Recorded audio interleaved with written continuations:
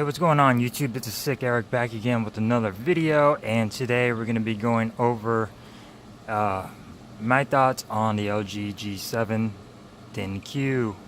It has been 4 days that I've been using this device, and I'm going to go ahead and give you my thoughts on it so far.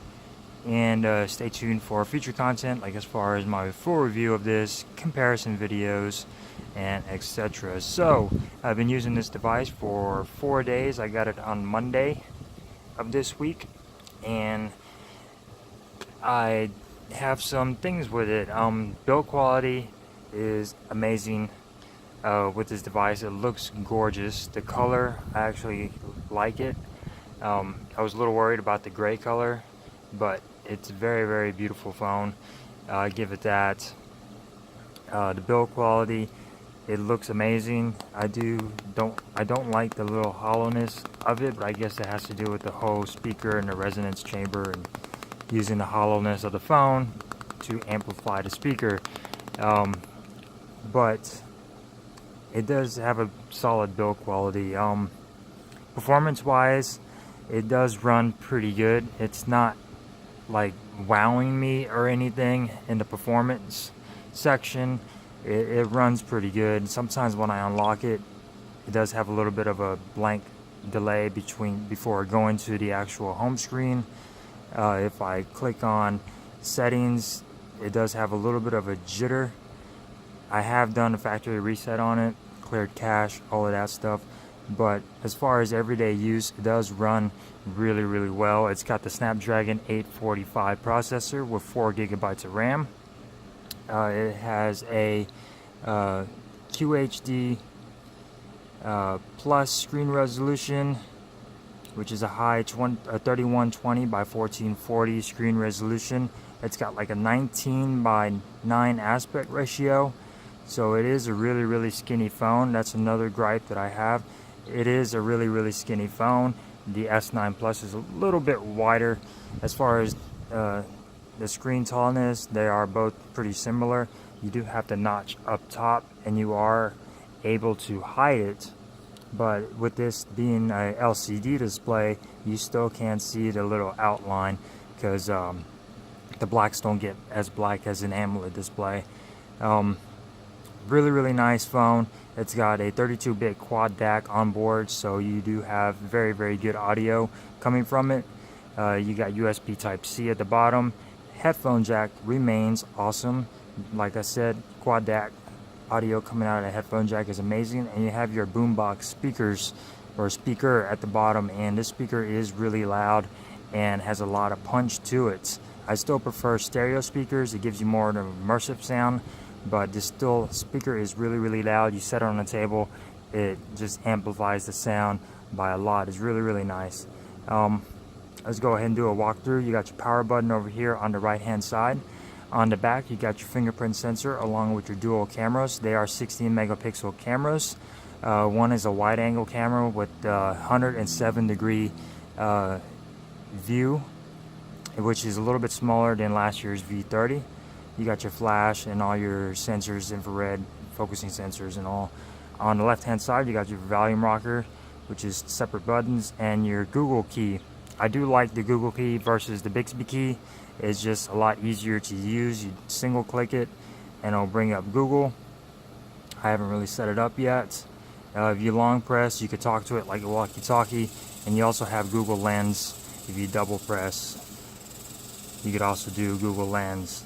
And like I said, I haven't really set it up since I did my factory reset. I set it up the first time, but really nice. I like that rather than Bixby button. Display wise, it's got a beautiful display. The whites are very white. It gets very bright. Let's go ahead and jump this to boosted mode. It gets very bright for outdoor viewing.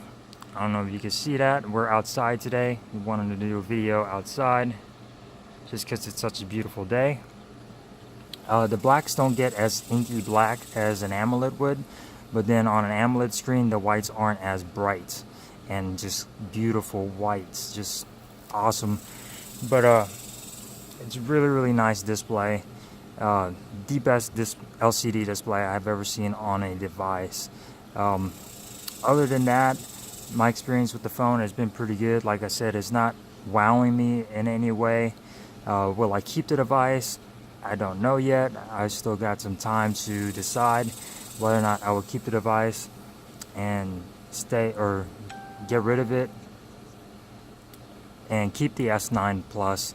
But as right now, the S9 Plus just seems a little bit more of a solid build.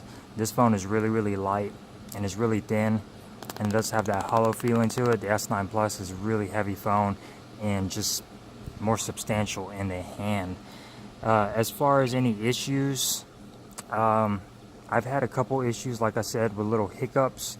Like as far as multitasking, it's smooth, but it's not as smooth. When I had the dialer on, and I was on a call, for some reason the call screen sort of just started spazzing out, like glitching. I don't know why, it was just weird. When I was setting it up too, I had some glitchiness to where the screen was just sort of glitching out. But I did a reboot, hasn't done it since. And when I hit the home screen was sort of flashing. It was weird. But as far as that goes, performance is really not, it's okay, and it's pretty good for the Snapdragon 845, 4 gigabytes of RAM. I wish it would have had 6 gigabytes of RAM, but performance is good. Like I said, other than the audio, it really doesn't have any much of a wow factor. LG brought everything from the V30 that I loved into the G7, and I like that. The build quality, it's a beautiful device, looks beautiful. It's just really nice looking device. I don't mind the notch at all. I actually like the notch. I don't hide it. I don't mind the notch. I like it. It's unique, and it does not get in the way for me. As you can see right there, most apps still has a notch. It'll hide the notch, but only in LG apps. As you can see, the home screen, it still shows a notch. But I don't mind it. I like it.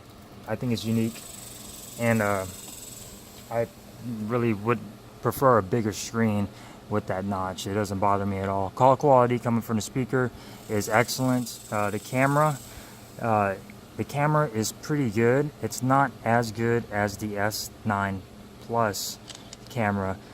Pictures aren't as detailed. I'm pretty sure it would be fixed with the software update. But yeah, pictures aren't as detailed.